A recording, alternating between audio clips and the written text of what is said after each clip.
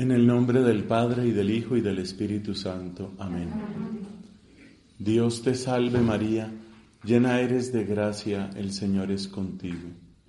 Bendita tú eres entre todas las mujeres, y bendito es el fruto de tu vientre, Jesús. Santa María, Madre de Dios, ruega por nosotros pecadores, ahora y en la hora de nuestra muerte. Amén.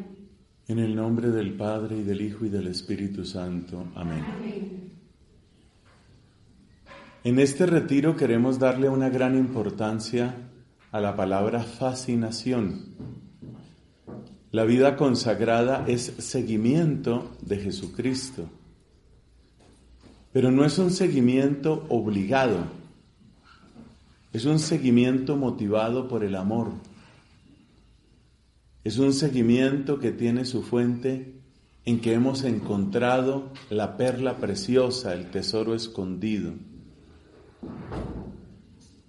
Ese salmo que rezamos en completas los días jueves tiene un sentido particular para nosotros los consagrados. Me ha tocado un lote hermoso, me encanta mi heredad, me encanta, oiga esa palabra. Me encanta es como me fascina. Desde antiguo la Iglesia ha aplicado ese salmo a nosotros los religiosos y religiosas. Me encanta mi heredad. O sea, estoy fascinado. Estoy feliz con lo que me toca. En una de sus primeras intervenciones frente a religiosas, dijo el Papa Francisco que él asociaba la vida religiosa con la alegría. Seguramente por ese salmo.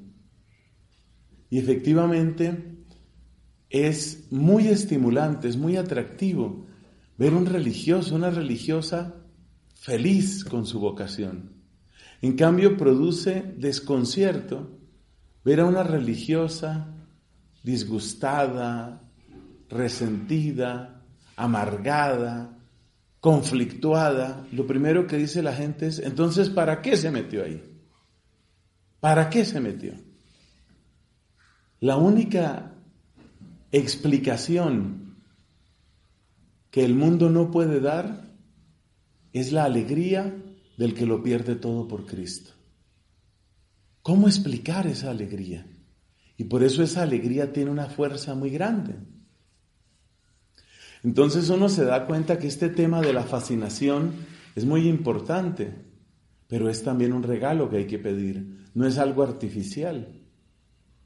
No se trata de poner una especie de fachada de que estamos bien, como a veces pasa en algunas familias, que para tomarse la foto, todos sonrientes, todos felices, y en la visita todos contentos, como ese cumpleaños de la señora, y el hombre le decía,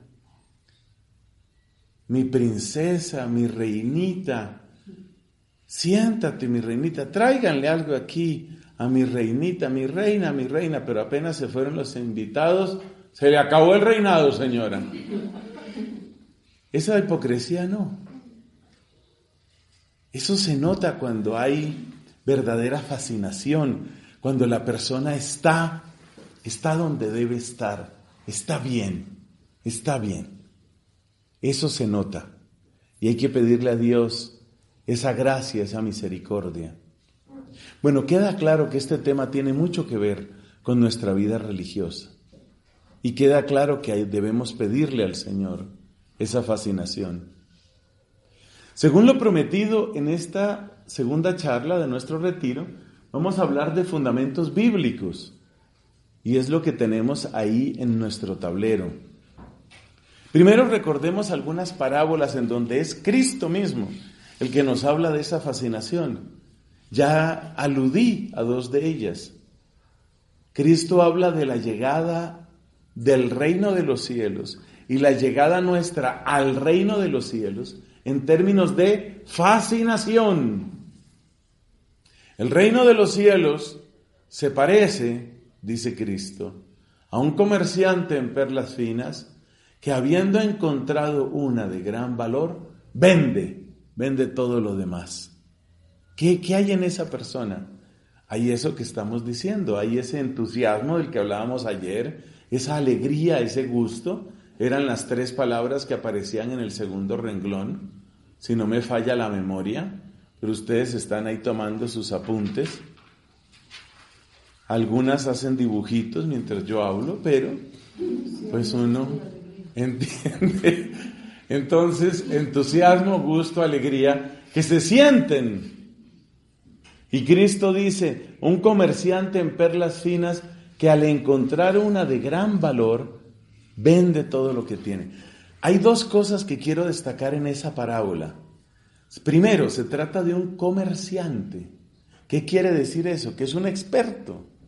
Es una persona que ya ha visto muchas perlas, muchas. ¿Cuántas ha conocido? Las ha visto de distintos lugares, texturas, brillos, procedencias. Le llegó una que dijo, esta sí es. Eso es hermoso porque algo parecido es la fascinación que uno encuentra con Cristo. Uno ha tenido como distintas alegrías, pero la alegría de Cristo, ¡ay! Esa sí me llena. Esa es la perla preciosa. Esto rebasa todo. Uno ha tenido gente que lo quiera, a pesar de todo, uno ha tenido gente que lo quiera. Usualmente los primeros que nos han amado han sido nuestros padres. Usualmente el papito, la mamita que lo quieren mucho a uno.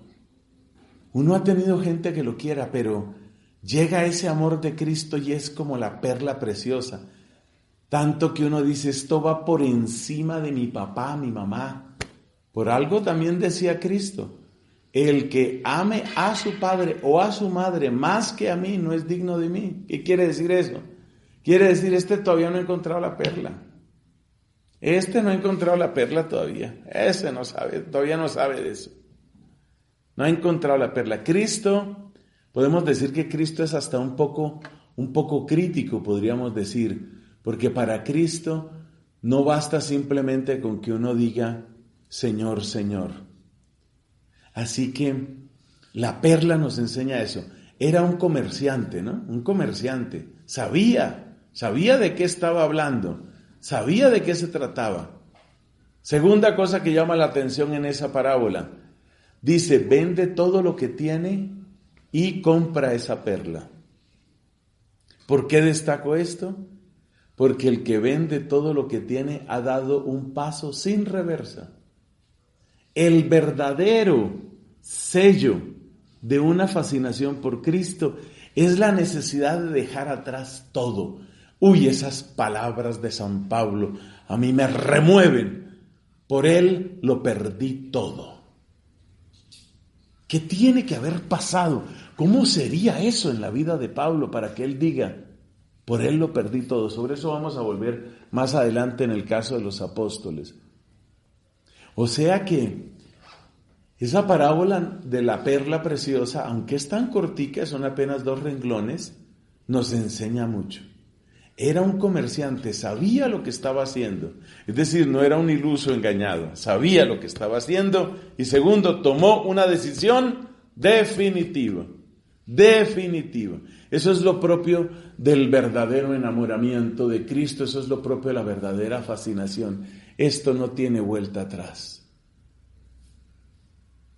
No se puede comparar. No se puede comparar.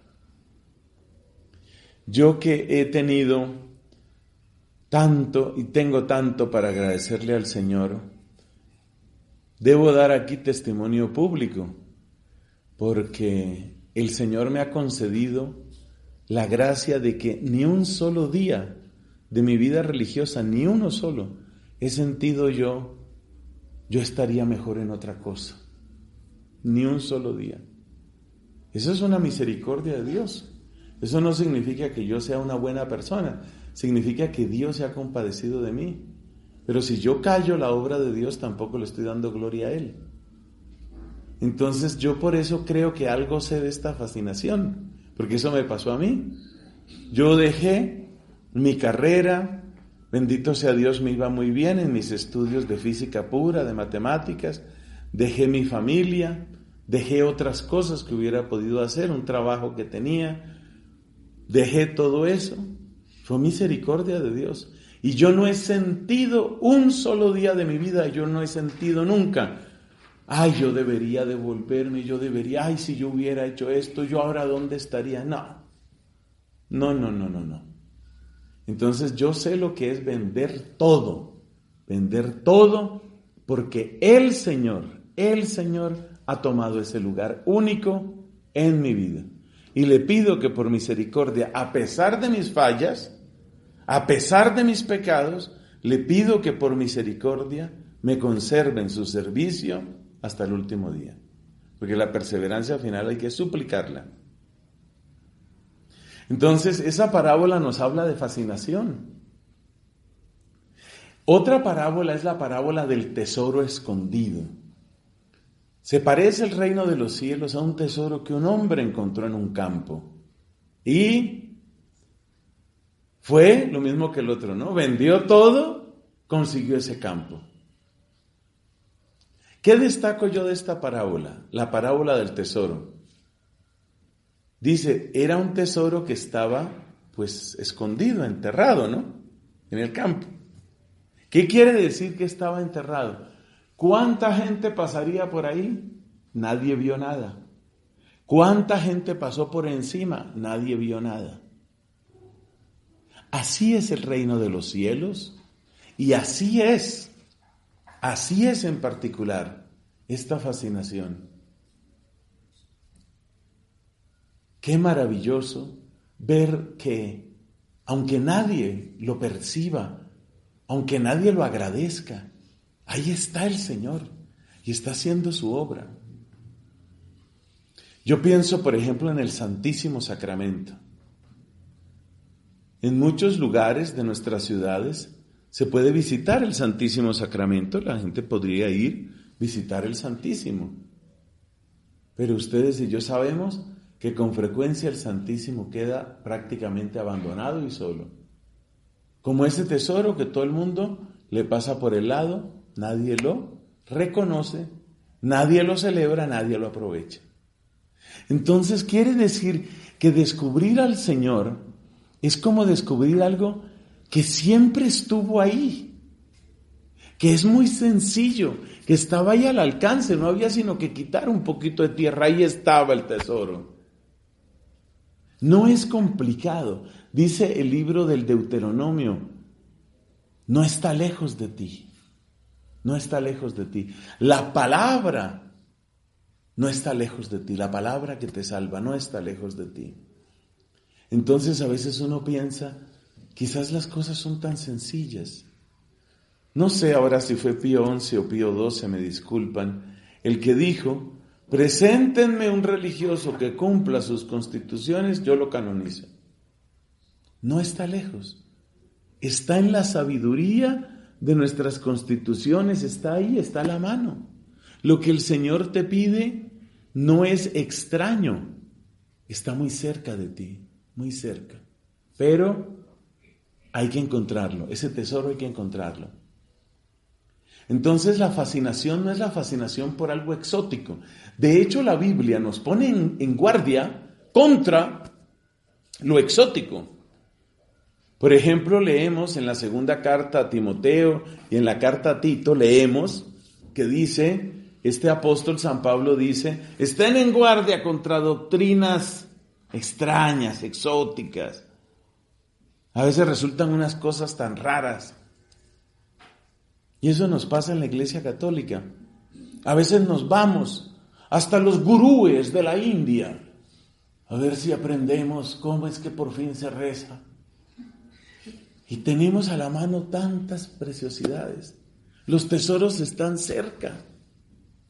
Cuando a mí alguien me dice, Padre, recomiéndeme un libro de lectura espiritual, ¿qué compro? Le digo, casi no tiene que comprar, porque ahora está gratis en internet las lecturas del oficio de lecturas. Hay, por ejemplo, una página que se llama Gratis Date, una página de internet, iniciativa de un sacerdote español. el apellido Iraburu, gratisdate.org, tiene una sección con todas las lecturas del oficio de lecturas de todo el año. Y muchas personas cada vez más también adquieren los tomos de la liturgia de las horas. Esa es la mejor biblioteca de espiritualidad. Mira, en la liturgia de las horas, en el oficio de lecturas, desfilan ante ti los mejores predicadores que ha tenido el mundo. Los mejores doctores, los más sabios, los más santos, los más celosos de la gloria divina, todos los tienes ahí cada día. No está lejos de ti la palabra, no está lejos de ti la salvación. No se necesita demasiado, ahí lo tienes. Incluso, repito, hasta gratis en internet, ahí lo tienes. El tesoro está cerca, pero hay que descubrirlo y fascinarse por él. Nos dice el Papa Benedicto XVI cómo en esos autores, los mismos que aparecen en el oficio de lecturas, los padres de la Iglesia, hay enseñanza, corrección, guía, alimento.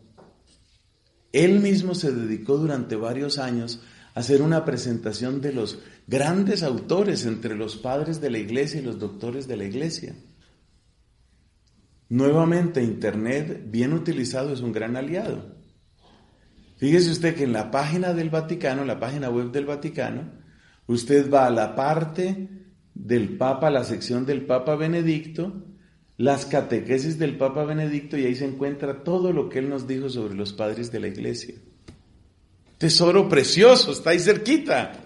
No hay que ir lejos. No tiene que estar aprendiendo uno meditación trascendental, ni mantras, ni cómo poner la mente en blanco, ni la columna recta, la respiración pausada, la mente en blanco. No necesitas todas esas cosas. No necesitas eso. El tesoro grande ya está ahí cerca. Y es un tesoro de fascinación. Entonces, cuando uno descubre eso, uno se fascina.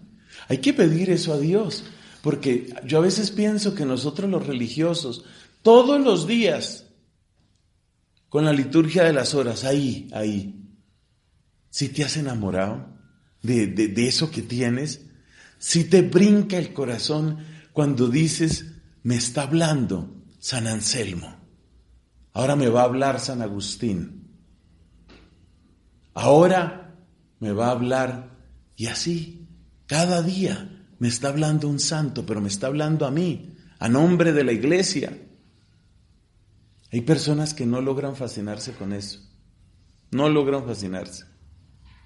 Hay que pedirle a Dios. Mire, estos días de retiro vamos a pedirle eso a Dios. Señor, como dice ese canto carismático, enamórame de ti. Dame esa fascinación, que yo sepa apreciar lo que tengo, Dios mío. Porque ¿cómo así que se va a morir uno? Y el día que se esté muriendo, entonces, oficio de difuntos. Pero no conoció uno en vida. No puede ser. No puede ser, tenemos que pedirle al Señor esa gracia. Dame la gracia de apreciar lo que tengo, de vivirlo. Los misterios del Santo Rosario, la presencia eucarística, la liturgia. Y la gente somos también nosotros, pasamos por encima de todo eso. Por encima. Se nos olvida apreciar, vivir eso que tenemos ahí. Bueno, y así podríamos mencionar otras parábolas donde el Señor nos habla de la oveja perdida, donde nos habla de la moneda encontrada, donde nos habla de cómo es verdad que el que se encuentra con el reino de Dios encuentra esa fascinación. Eso es muy hermoso, es muy importante. Segundo, hablemos de las multitudes. Las multitudes. ¿A qué nos referimos con esto de las multitudes? Resulta que la palabra de Cristo tuvo un impacto tremendo en la gente. No podía ser de otra manera, claro.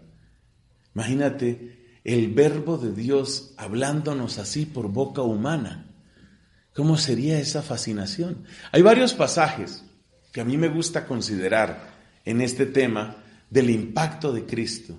Por ejemplo, en la sinagoga, la gente decía, ¿qué es esta manera de hablar? Este sí tiene autoridad. No como los escribas eran repetidores de opiniones. No, este sí tiene autoridad. O sea, notaban que había algo distinto en él. Otro ejemplo, la multiplicación de los panes.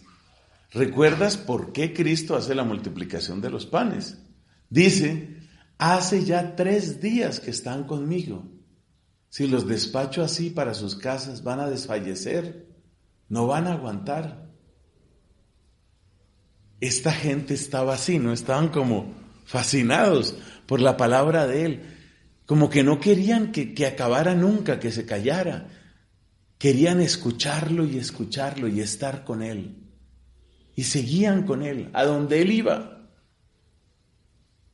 Otro ejemplo, nos dice San Lucas que en contra de las costumbres propias de aquella época, había un grupo de mujeres que se unió al grupo de los discípulos. Eso era completamente extraño en esa cultura. Completamente extraño. Pero más allá de los prejuicios sociales, más allá de eso, estas mujeres, entre las cuales se cita, por ejemplo, a María Magdalena, a Susana, una tal Susana, ellas iban ahí. Vencían el prejuicio social. Y no solo eso, dice el evangelista Lucas, ellas, dice específicamente las mujeres, lo apoyaban con sus bienes. Se veía que estaban así, fascinadas por la palabra, por el servicio, por la autenticidad, por la luz que salía de Cristo.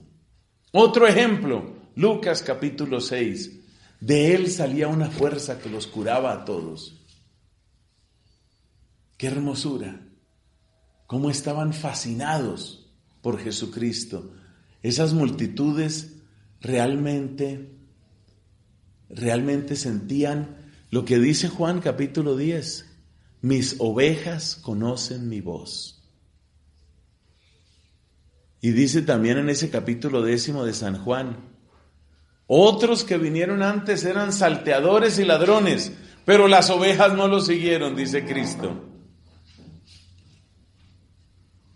De manera que en ese seguimiento generoso, entusiasta de las multitudes, uno se puede dar cuenta que había algo en el corazón de la gente que resonaba profundamente con la palabra de Cristo. Resonaba con Él, como que había un entendimiento de corazones ahí, un profundo entendimiento de corazones. Entonces las multitudes iban con Cristo, le buscaban, le seguían. En una oportunidad les dijo Cristo a sus apóstoles, vámonos nosotros a un lugar tranquilo y apartado. Comenta el evangelista, porque eran tantos los que iban y venían, que no les quedaba tiempo ni para comer. Entonces se fueron por allá en barca, en su barquita, a un lugar tranquilo y apartado. Pero cuando llegaron, ya estaba la gente. Porque se habían dado cuenta, parece que eran un poco chismosos, se habían dado cuenta para dónde va. Se va para tal parte, vamos, le llegamos allá. La gente incluso se excedía entonces. Llegaban allá donde Cristo, querían oírlo. Ese entusiasmo tuvo como su máxima expresión cuando Cristo entró en Jerusalén montado sobre un burrito. Hoy la gente ahí sí expresó todo su entusiasmo. Pero claro, tenemos que analizar después que no todo es entusiasmo y fascinación. Por eso fíjate que el último renglón en lo que presentamos ayer, el último renglón no es la fascinación. El último renglón es amor, obediencia y alianza. Ahí debe estar en sus apuntes. Amor, obediencia y alianza. Amor verdadero, amor fiel, que es obediente y que es amor de alianza.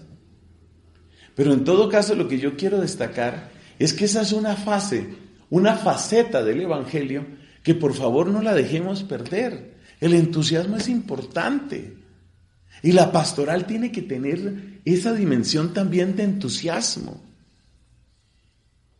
Tiene que darse ese momento de entusiasmo y la vida religiosa también tiene que tener sus momentos de entusiasmo. Claro, uno tiene que pasar por esos momentos de fascinación. De hecho, aquí pasa lo mismo que con algunas parejas. Cuando una pareja tiene dificultades, ¿de qué se agarra? Si el presente no está funcionando, si en el presente no nos estamos entendiendo, realmente no nos estamos entendiendo, esto no va bien, no sé, no lo veo como bien, ¿de qué se agarran? Se agarran del pasado, los ejemplos del pasado.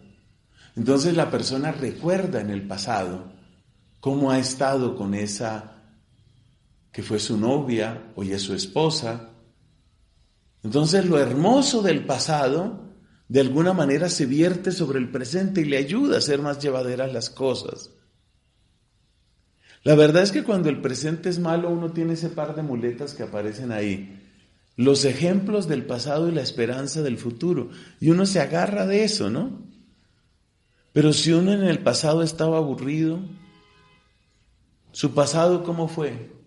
¿Cómo empezó su vida religiosa? Ahí va a suceder como un padre dominico, esto es histórico, que le estaba predicando a un grupo de novicias y les decía, la vida religiosa se parece a los misterios del Santo Rosario. Tiene las etapas del Rosario.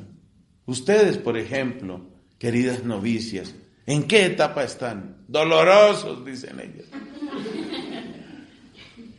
Hombre, uno no puede pasarse la vida solo en los misterios dolorosos, ¿no? Dice el Papa Francisco, no se puede vivir la vida como una cuaresma sin término, ¿no?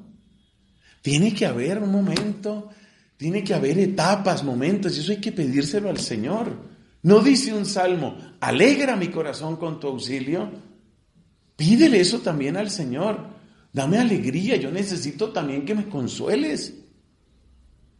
Esto vale para todo cristiano, pero sobre todo para nosotros, religiosos, religiosas.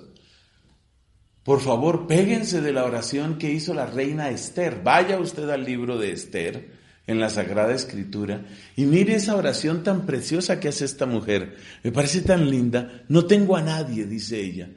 Pobrecita, está sola, es la única judía, está rodeada de paganos, amenazada de muerte, y está tratando de ayudar a los suyos, ayudar a los demás judíos.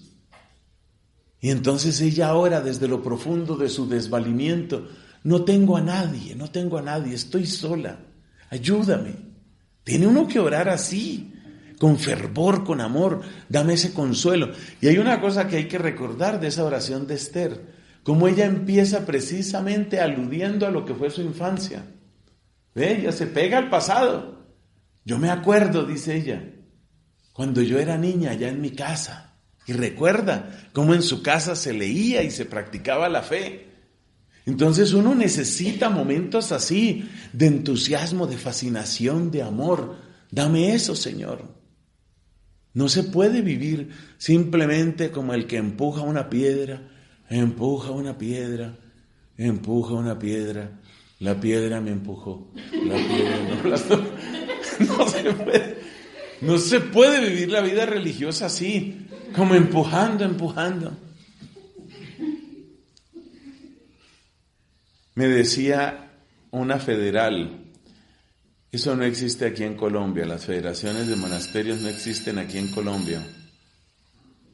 Y entonces decía una federal allá en España con la que estaba hablando este servidor de ustedes, y decía ella, nos encontramos con unos monasterios, claro, esa es la dificultad, sin vocaciones, como sin futuro, y habla uno con ellas y la jovencita, la más pollita, tiene 82 años.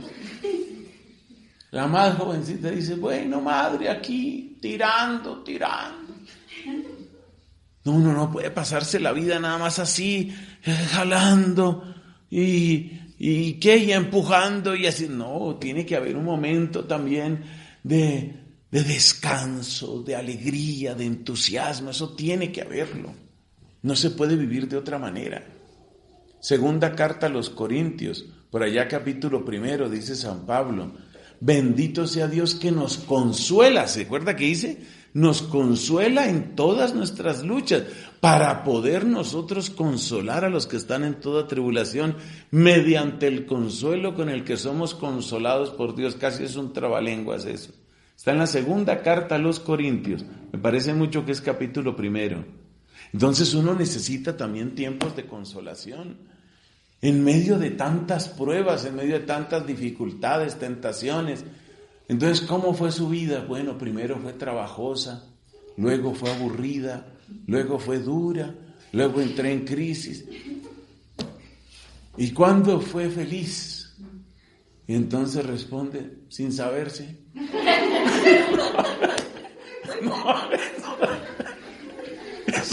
Eso no puede ser. Eso no puede ser. Uno tiene que pedirle a Dios: alégrame, Señor. Dame también esa alegría. Esa alegría de las multitudes también es necesaria. También es necesaria. Sin idolatrar, porque no hay que idolatrar nada de lo creado. Pero hay cosas buenas que yo le veo, por ejemplo, a esta famosa renovación carismática que yo conocí en momentos muy bonitos. Hombre, eso es bonito. Ver unos 2,000, 3,000 personas bendiciendo a Dios, alabándolo, cantándole. Eso es muy bonito. Eso hace falta. Entonces, el entusiasmo de las multitudes, la fascinación, a la gente se le olvidaba comer, lo que no pasa nunca o casi nunca en un monasterio de clausura. Se les olvidaba comer. Iban ahí con Cristo, detrás de Cristo. Y Cristo tenía buen paso. ¿Y qué vamos a comer? No se sabe, no importa, vamos con Él, vamos. Fascinados por Cristo. Eso tenemos que pedirle al Señor.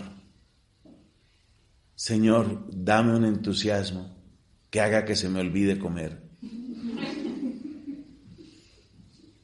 Bueno, los apóstoles, ¿tenemos señales de fascinación en los apóstoles? Clarísimo, clarísimo. Recordemos casos particulares. Capítulo 1 de San Juan nos presenta 2 casos de entusiasmo, de fascinación.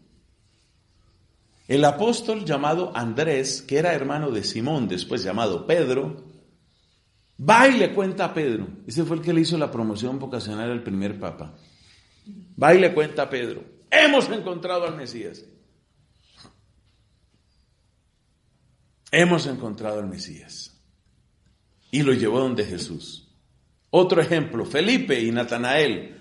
También eso está en el capítulo 1 de San Juan. Hemos encontrado al Mesías, dice Felipe. Es Jesús de Nazaret.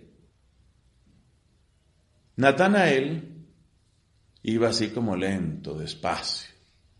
Ese no iba tan rápido. ¿De dónde fue que dijo? Nazaret. Nazaret. De Nazaret sí saldrá algo bueno. Era escéptico Natanael. Pero Felipe, que fuera el que le hizo la promoción vocacional a Natanael, que es el mismo Bartolomé, usted sabe, es el apóstol Bartolomé. Pero Felipe no se dejó desanimar. Fíjese el entusiasmo que tenía Felipe. Fíjese la vida que tenía Felipe, que le dijo: mire, no, venga y lo mira, venga y lo conoce. Y lo llevó a donde Jesús. O sea que Jesús tuvo un impacto grande. Cuando miramos la escena esa de los pescadores, estaban Andrés y Simón, que eran hermanos, Santiago y Juan, que eran hermanos, y les dice Jesús: síganme. Algo tuvo que haber pasado en ellos, ¿cierto? Para que dejaran su oficio, su vida, las redes. O sea, la vocación está marcada por eso, por una fascinación. hay algo en ese hombre, hay algo único, hay algo especial. Yo me voy con él. Yo me voy con él. Los apóstoles nos muestran eso. Nos muestran ese llamado, esa fuerza. El evangelio que se leyó el día de hoy. Dice Jesús a sus 12, ¿se van a ir?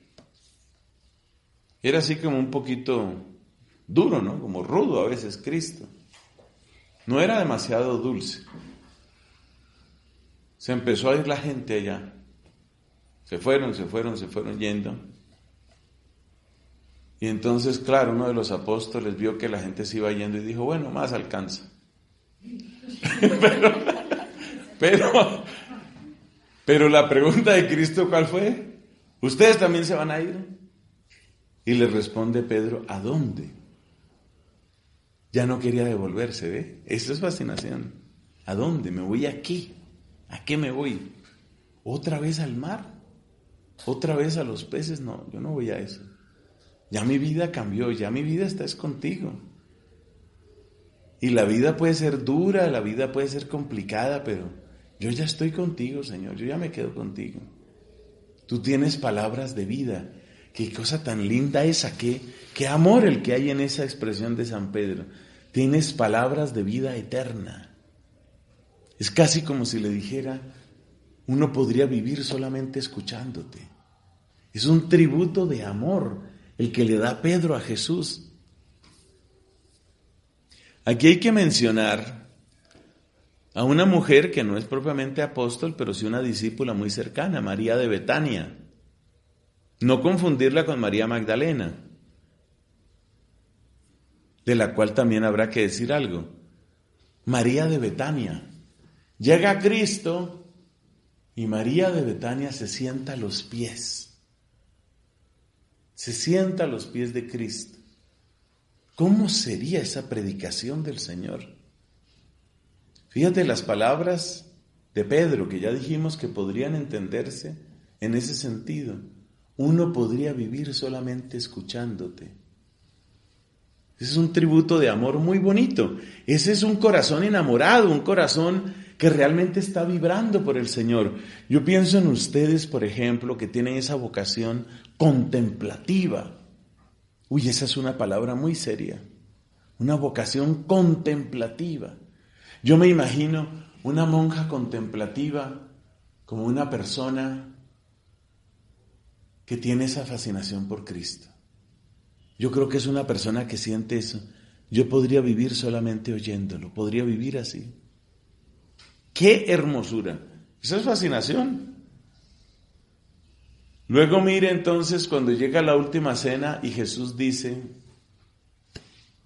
el Hijo del Hombre va a ser entregado en manos de sus enemigos. Entonces le sale a ellos toda la fascinación y el entusiasmo. ¡No, Señor! Nosotros damos la vida por ti. Luego resultó que no. Pero queda el testimonio de lo que Cristo producía en ellos.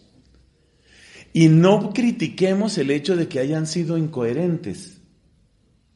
Por dos razones. Primera, porque yo creo que todos hemos sido incoherentes en la vida alguna vez. Y segunda, porque es que el hecho de pasar por la fascinación, aunque uno sea incoherente, no es malo. De hecho, es parte de un proceso de formación. Yo de nuevo hago la comparación con el matrimonio. El matrimonio no va a ser como una especie de noviazgo perpetuo. No se van a pasar la vida con que tú me quieres, yo te quiero, pero yo te quiero más, no, yo te quiero más. No se van a pasar la vida con eso. Hay que hacer otras cosas, pero pasar por el entusiasmo y la fascinación es necesario. Hay que haber pasado por ese momento en el que le parecía todo espectacular de esa mujer. Ella tiene una manera de estornudar. Entonces tiene esa fascinación, esa es la fascinación. Todos les gusta cuando están así enamorados. Todos les gusta. No sé, ella tose con estilo. Todos les gusta. Hay que pasar por ahí. No necesariamente quedarse ahí, pero hay que pasar por ahí. Y atentos que luego vamos a mencionar eso en la historia de la iglesia para que se vea que no nos estamos inventando nada. Hay que pasar por ahí. Esto es muy importante. Entonces los apóstoles nos muestran eso. El entusiasmo se nota muy claramente en el apóstol San Pablo. ¿Cuántas frases de Pablo nos hablan de un corazón enamorado? Y lo más interesante de Pablo es que tenemos muchas palabras de él en distintos momentos de su vida. Y eso me sirve mucho para lo que estamos meditando en este retiro. Porque eso nos está indicando que Dios es capaz de dar nuevas llamaradas de su amor a lo largo de la vida. No fue solamente la conversión inicial, Dios da llamas de su amor. En otros momentos también, Dios da eso. Entonces tienen que venir otros enamoramientos, lo cual a veces pasa y a veces no pasa en las parejas humanas, pero en nuestra relación de amor con Dios sí que tiene que suceder eso. Dame, Señor, un nuevo enamorarme de ti. Dame, Señor, un nuevo ardor en tu servicio.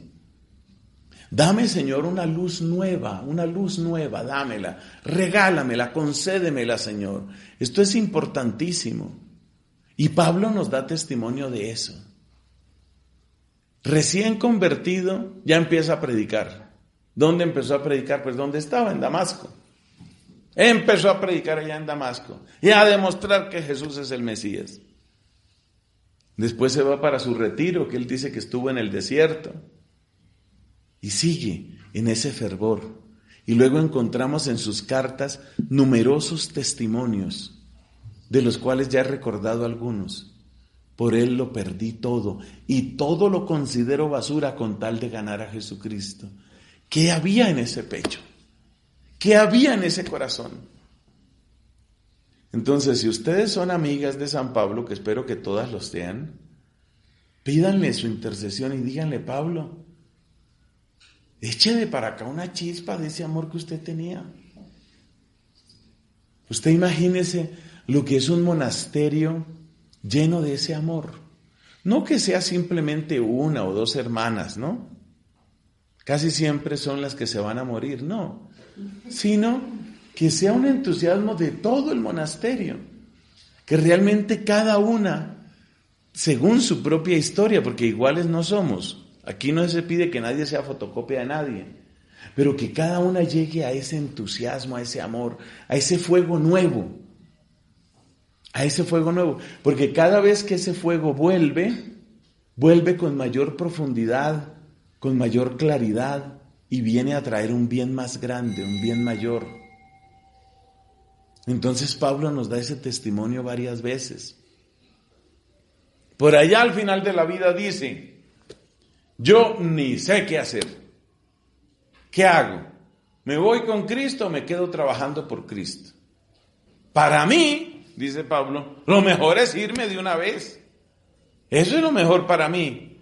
Pero si quedándome puedo ser útil a ustedes, ya yo no sé qué escoger. Que escoja Dios. Ya era una persona mayor cuando dijo eso. Ya era una persona mayor. Pero otra vez, fíjate ese fuego. Para mí lo mejor, ya me voy con Él. Me quedo con Él de una vez. Viene a ser como una anticipación de esa poesía mística de Santa Teresa de Jesús. Muero porque no muero. Muero porque no muero. ¡Qué belleza! Ese anhelo de estar con Cristo, partir para estar con Cristo. Entonces los apóstoles nos dan testimonio de ese fervor, de esa fascinación, de ese estar con Él, el deseo de estar con Él, de vivir para Él, de entregarle todo a Él. Sin esa fascinación, sin esa alta temperatura, no es posible modelar el corazón. El corazón necesita ser modelado, forjado. ¿Y qué es lo que hacen los herreros, los orfebres? ¿Qué hacen para poder darle una forma realmente hermosa a un metal? Lo calientan. Ya hemos comentado en otras oportunidades cómo hay gente verdaderamente artística en sus logros. Yo admiro esos trabajos de forja, hacen unas rejas, unas cosas que parece que no fuera hierro lo que están utilizando, como que fuera, yo no sé, caramelo, caucho, yo no sé qué, porque le dan unas formas. Pero ¿quién es el que hace? ¿Qué es lo que hace ese milagro? El fuego. Entonces mi corazón no va a adquirir otra forma si no es con fuego. Si no, uno sigue con su misma forma. Y la misma forma que uno sostiene normalmente es una forma marcada. ¿Por qué? Marcada por egoísmos y por yo tengo derecho y a mí nadie me quita este derecho y yo soy así. Y ustedes ya saben cuál era el temperamento mío y así me dieron la profesión. Ahora sí, aguántese. Uno se vuelve así duro, intransigente, a mí nadie me cambia. ¿Qué pesar eso? ¿Qué pesar eso? Uno lo que tiene que hacer es entrar en el horno del amor de Dios o alternativamente pedir ese diluvio de fuego sobre el corazón, pedirlo. Dame, Señor, ese diluvio de fuego que no me va a destruir como pasó en Sodoma y Gomorra, sino que me va a reformar. Estoy deforme, necesito reformarme. ¿Quién lo va a hacer? El fuego.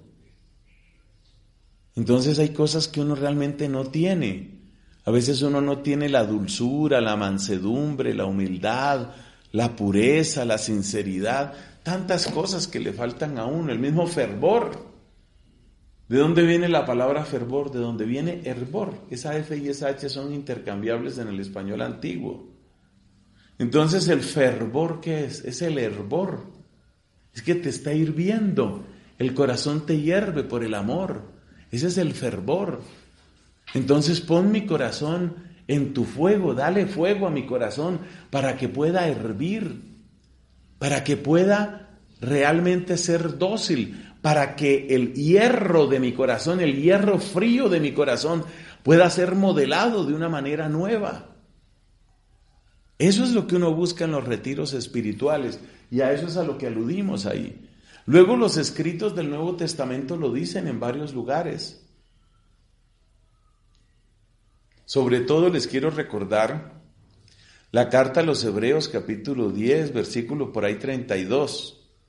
Hebreos 10, 32 y el texto que ya recordábamos de Apocalipsis. Apocalipsis 3. Son escritos apostólicos que nos hablan de ese fervor. Hebreos 10 es interesante porque nos habla de la comparación entre lo que era esa comunidad cristiana cuando recién empezó y el momento más bien malo, mediocre, un poquito cobarde, asustado, disperso por el que está pasando. Porque el tema general de la carta a los Hebreos es precisamente ese. De eso es de lo que se habla en la carta a los Hebreos, de una comunidad cristiana que empezó bien, con mucho fervor y con grandísimo heroísmo. Eso es lo que se recuerda. Lea ahí en sus ratos de ocio, que hartos tiene, lea por favor Hebreos 10, 32 y siguientes, para que usted vea lo que vivieron esos cristianos. Y ahí se recuerda las persecuciones, cómo les arrebataron sus bienes, los dejaron sin amigos, los dejaron sin sustento, los cubrieron, los vistieron de burlas, fueron expulsados de la sinagoga. Parece que era una comunidad cristiana que se había formado en Jerusalén. Los despojaron de los bienes, los cubrieron de calumnias y de oprobio, los expulsaron de todas partes. ¡Qué cosa tan dura! Pero en ese momento permanecieron fieles. Entonces el autor de la carta a los Hebreos les dice: acuérdense cómo eran ustedes antes.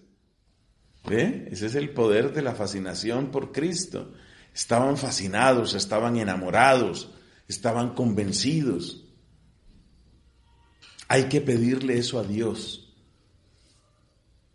Pruebas tan duras. Hay que pedir eso a Dios, momentos de gran dificultad, y se lograron sobrepasar, se logró avanzar, bendito sea Dios. Eso es algo maravilloso, maravilloso.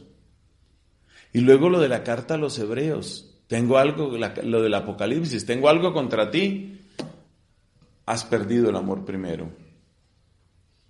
Y le añade estas palabras: Mira de dónde has caído. Ve el ejemplo que está en el pasado.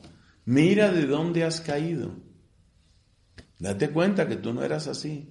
Entonces, en los escritos del Nuevo Testamento se nos insiste en ese aspecto tan importante. Y yo quiero que pasemos algunos ejemplos de la historia de la Iglesia para cerrar estas reflexiones generales sobre por qué hay que pedir esa fascinación y ese fuego.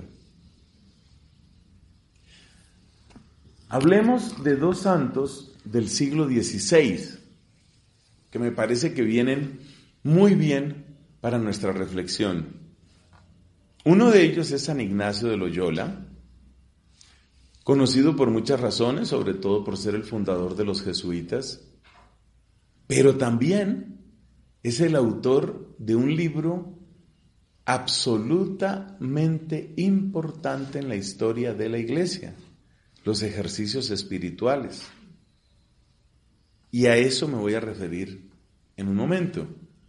El otro santo del que vamos a hablar, que es un poquito posterior dentro del mismo siglo XVI, es Felipe, San Felipe Neri, fundador de una serie de oratorios parecidos en algo a los grupos de oración que uno oye hablar en esta época. Los oratorios allá en la ciudad de Roma. Bueno, ¿qué me llama la atención y por qué cito a estos dos santos tan distintos, por cierto, en su manera de ser, muy, muy diferentes? Ignacio, con un temperamento, podríamos decir, muy fuerte, su carácter aguerrido, parece un hombre hecho para el reto, para el desafío. Felipe, un hombre marcado por la sabiduría y la alegría, con un don de gentes muy grande, capaz de hacer impacto en la ciudad de Roma, de la cual me decía un sacerdote amigo, ciudad en la que a duras penas sobresale el Papa. Felipe Neri sobresalió en Roma en el siglo XVI.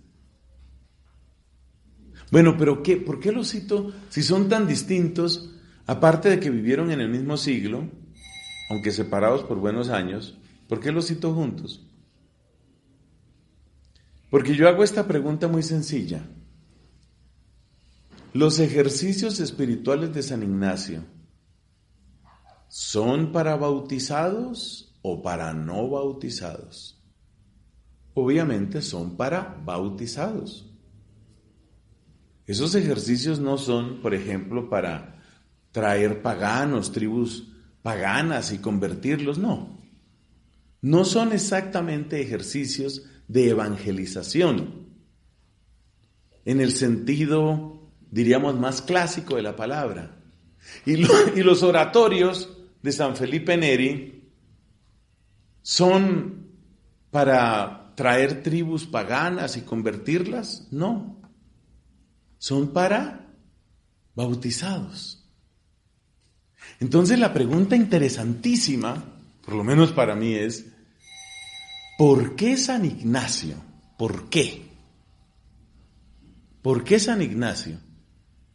A personas que ya han sido bautizadas, que por consiguiente son hijos adoptivos de Dios, han recibido la gracia santificante, han recibido una primera efusión del Espíritu Santo, y según las costumbres de aquella época han sido confirmados porque la confirmación se administraba también en la infancia.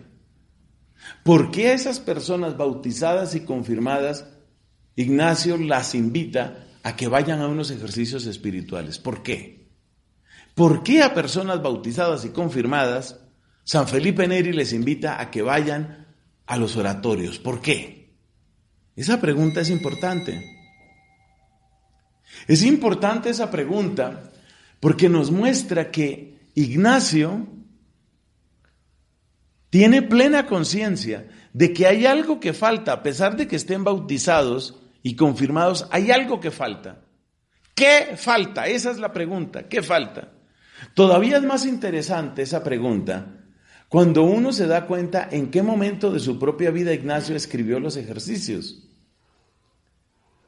Probablemente varios de los aquí presentes saben que los ejercicios espirituales Ignacio los escribió siendo laico. son la obra de un laico. Ciertamente él estaba en proceso de formación, podríamos decir, y su vida ciertamente estaba consagrada a Dios, estaba entregada a Dios. En ese sentido él ya estaba consagrado, pero uno se da cuenta que son el escrito de un laico, son escritos de un laico. ¿Por qué destaco esto? Porque él se da cuenta de que en la vida del pueblo de Dios, en la vida del común de la iglesia, algo está faltando, algo muy importante está faltando. No es falta de sacramento como tal. La gente tenía bautismo, confirmación, podían irse a confesar, podían comulgar. No eran los sacramentos, pero algo estaba faltando. ¿Qué estaba faltando y qué es lo que quiere Ignacio? Si miramos la estructura de los ejercicios espirituales, en lo cual no vamos a profundizar ahora, de esa obra de San Ignacio, ejercicios espirituales, nos damos cuenta que lo que quiere finalmente Ignacio es llevarnos a mirar nuestra propia vida y ver la oferta de Cristo para nuestra vida, para que tomemos una decisión nueva a partir de lo que Cristo quiere traer a nuestra vida. Es decir, en el fondo de lo que se trata en los ejercicios espirituales es de tener una experiencia renovada de Jesucristo, de su amor, de su poder, de su luz. De eso es de lo que se trata. Una experiencia renovada. ¿Y por qué el laico Ignacio de Loyola, lo llamamos nosotros, por qué ese laico se da cuenta de esa necesidad? Porque se da cuenta que la gente está llevando su vida cristiana, pero la está llevando ¿sin qué? Sin amor. La está llevando sin amor, sin fuego, sin fervor. Él mismo se da cuenta que él fue bautizado y que él fue confirmado y que él se había confesado y todas esas cosas. Él se da cuenta de todo eso, pero se da cuenta que su vida no estaba cerca de Dios. Se da cuenta que faltaba un broche de amor que le uniera, que le apegara a Cristo. Ese broche de amor es lo que él recibe en su proceso de conversión. Y por eso, en la soledad de Manresa y en la soledad de la oración, él apasionadamente busca eso que sabe que le está faltando y lo encuentra. Y encuentra esa fuerza y encuentra ese amor y encuentra ese fervor. Y movido por ese fervor dice: pues nos vamos a Tierra Santa. Como un cruzado, nos vamos a Tierra Santa. ¿Qué es lo que encuentra entonces Ignacio? Fascinación. Eso es lo que encuentra. Encuentra fascinación. Encuentra amor. Un amor nuevo. Un amor renovado. Y eso es lo que quiere Felipe Neri en sus oratorios. Quiere un amor renovado para la gente. Ya son bautizados, ya son confirmados. Entonces uno se da cuenta que prácticamente esto que estamos diciendo no es ninguna novedad. Esto es lo que se ha querido hace mucho tiempo en la iglesia. Y el Espíritu Santo lo ha ido dando de una manera y de otra, pero en el fondo siempre es lo mismo. Casi siempre con la estructura de lo que nosotros llamamos un retiro espiritual. Mire, los famosos retiros de cristiandad, los cursillos de cristiandad, ¿qué son? Eso. Los seminarios de vida en el Espíritu, ¿qué son? Eso. Ahora hay un movimiento que está creciendo en muchos lugares que se llaman los retiros de Emaús. Eso está creciendo, se está difundiendo. Son iniciativas que en parte son nuevas, pero que en parte son siempre lo mismo. Es decir, que ofrecer a los bautizados la oportunidad de tener un encuentro renovado, broche de amor, como quería San Ignacio de Loyola. Yo no puedo mirar a Cristo como un extraño, como un simple recuerdo. No es una anécdota de mi infancia. Cristo es mi vida, es mi vida. Pero para poder decir eso, para que el pulso se me acelere, para que el pulso se acelere, para que las lágrimas de dolor por mis pecados y para que los propósitos de conversión sean una realidad, yo necesito algo nuevo. Algo nuevo necesito. Y eso nuevo que yo necesito, ¿quién me lo va a dar? Me lo va a dar solamente el mismo Cristo. Entonces, ¿qué es lo que estoy diciendo? Que a lo largo de la historia de la iglesia, esto de la fascinación ha estado siempre presente. ¿Para qué se va la gente a un retiro? Nos vamos para un retiro, por ejemplo, al foyer de Charité, el foyer de Paipa, el foyer de Zipaquirá, el foyer de Bucaramanga. Nos vamos a un retiro. ¿A qué se va la gente allá? ¿Van a encontrar otra religión? No, claro que no. ¿A qué se van? A buscar un broche de amor. Yo necesito encontrar eso. Yo necesito que Cristo no sea una especie de anécdota, de recuerdo, de referencia lejana en mi vida. Necesito que Cristo se convierta en lo más profundo de mi ser, en mi referencia, en mi Señor, en mi amado. Eso es lo que yo quiero encontrar. Y eso es lo que brindan estos retiros. O sea que fíjate que a lo largo de la historia de la iglesia esto ha existido. ¿Por qué nosotros, religiosos, tenemos en nuestras constituciones, hay que hacer retiros espirituales? Por la misma razón por la que Ignacio, siendo laico, se dio cuenta que eso hacía falta. Porque si no, uno se lo va tragando la rutina, el día a día, y uno se va enfriando. Entonces llega el momento en el que lo entierran ya frío.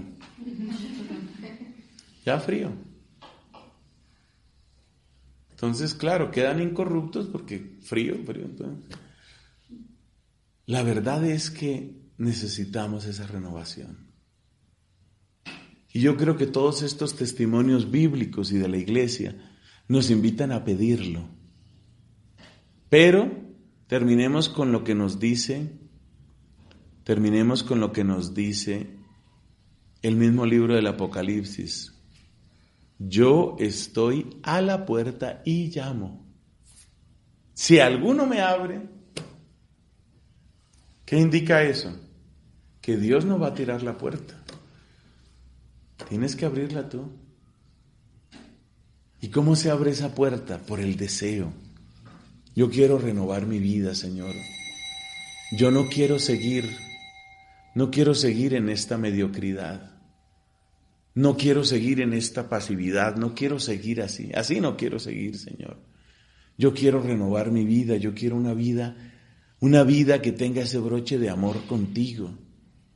Todos lo necesitamos, todos, pero no cabe duda de que especialmente nosotros, que hemos sido llamados al seguimiento de Jesucristo, nosotros lo necesitamos muchísimo más. Gloria al Padre, al Hijo y al Espíritu Santo.